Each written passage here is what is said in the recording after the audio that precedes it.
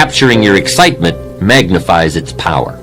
Your journal then becomes like a photograph album, capturing moments in your life. The only difference is that a photograph album, kept for many years, reveals physical changes in yourself and your environment, while journals over a period of time reflect mental changes within yourself and about your environment. But perhaps the most important function your journal performs lies in the area of communication. Your journal gives you a chance to talk to yourself and to hear what you are saying about your life, your future, your relationships, and your goals. As you begin to develop the habit of writing down your problems, recording your observations, emotions, and reactions to life's events, you will undoubtedly find yourself both posing and responding to a whole new set of questions about your past, present, and future. As you begin to both ask and answer yourself on paper, you will be amazed at the incredible leaps in personal understanding and self-awareness you will experience. We stand forever exposed to life and to the endless variations that make up the human drama. Our task as human beings is twofold. First, we must effectively translate what is going on around us into terms we can comprehend. And second, we must effectively express what is going on within us into terms the rest of the world can understand. As William James wisely observed, the most immutable barrier in nature is between one man's thoughts and another. As much as we live together, work together, try together, grow together, discover together, explore together, and even pray together, man is truly an island unto himself, cut off from other human islands by the deep channels of non-communication. Writing in your journal is one of the best ways I know of to develop more effective communication skills. As you become better at describing life to yourself, you will find that you become better at describing yourself to life. Put into more practical terms, as you become better at saying what you really want and how you really feel to yourself, you will be able to better express yourself and your feelings to others, and in return, better able to understand what others are really feeling and really saying to you.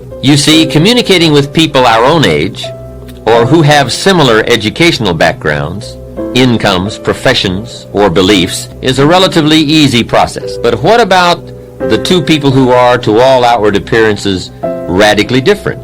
A teenager and a 40-year-old father, a high school dropout and a college professor, a successful lawyer and an unemployed auto worker. Now the real challenges of communication begin to manifest themselves. But they are challenges that using a journal can help us overcome. You see, regardless of the differences in our outer worlds, inside human beings are all basically alike.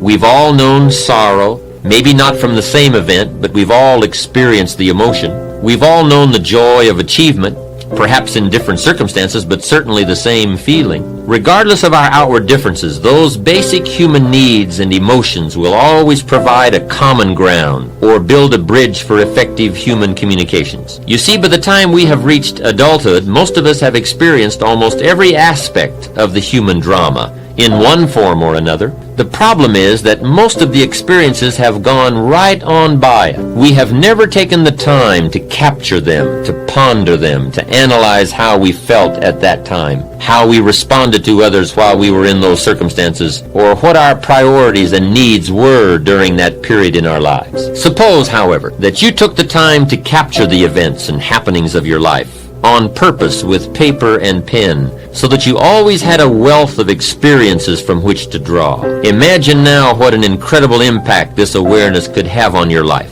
how it could help to bridge the gap between you and your children, your clients, your associates, your neighbors. You see, if you will but take the time to capture how it is for you at any given point in your life, then you will always be in a position to relate to how it might be for someone else at this moment in their lives. The situations might be different, but the basic needs and emotions never are. We don't have to dress alike or go to the same schools or be the same age or sex to feel the same way. Use your journal then as a textbook for life. Use it to capture the full range of human emotions that you continuously gather from your experiences.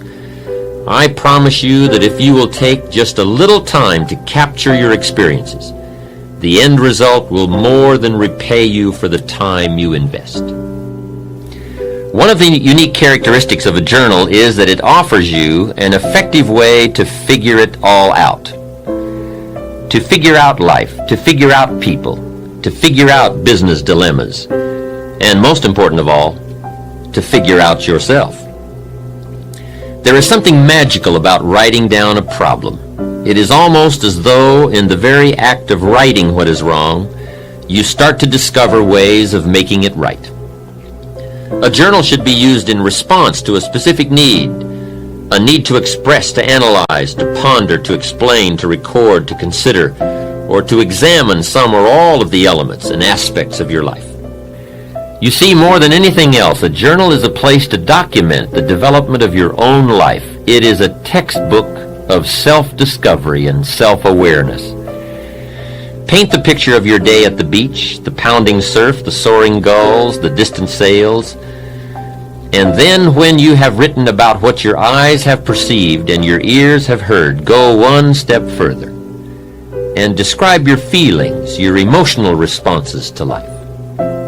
Describe your feelings when you learned that John got the promotion that you felt was rightfully yours, or when you learned that Sally is getting married next month to your ex-husband. Describe it all. Don't miss any of the events of your life. Capture the joy of your victories as well as the agony of your defeats. In the pages of a journal, our innermost feelings and dreams are revealed, as are our strengths, our weaknesses, our positive attributes, and our negative habits and characteristics. Journals and life share one unique characteristic. Both provide you with a space to fill as you wish. And for those who are not yet sure how they wish to fill life spaces, a journal offers you a chance to paint mental pictures of the limitless paths you could travel. Take your dreams for your mind to the page, and then take them from the pages of your journal and make them happen in your life. Just as actions speak louder than words, so too will journals often say more than what we have written. Whether you decide to start a journal, and still more important, whether you exercise the discipline to use it, the decision and the action must come from inside you. No wise counsel from any source will ever replace the intensity that comes from a personal commitment to excellence. And know without the shadow of all doubt that whatever you create on the pages of your journal, you can, with enough belief, commitment, discipline, and desire, create in your life. Gather up all you can, the hopes, the sorrows, the lessons, the friendships, the achievements, and the disappointments. Gather it all that it may teach you, and in turn that the lessons you have learned may become perhaps part of the legacy that you leave behind for your children and indeed the world at large. Truly, the most valuable treasure anyone can leave behind is the knowledge they have acquired in their one lifetime. As you continue to grow and develop, you will soon discover that last year's systems won't likely meet this year's needs. One of the keys to success is flexibility. We must always be on the search for more effective methods to facilitate and accommodate new ideas. You see, many people will hear this suggestion, agree that it sounds like a good idea to try, and even go so far as to mentally agree to do it sometime. And therein lies the problem, that nebulous word sometime.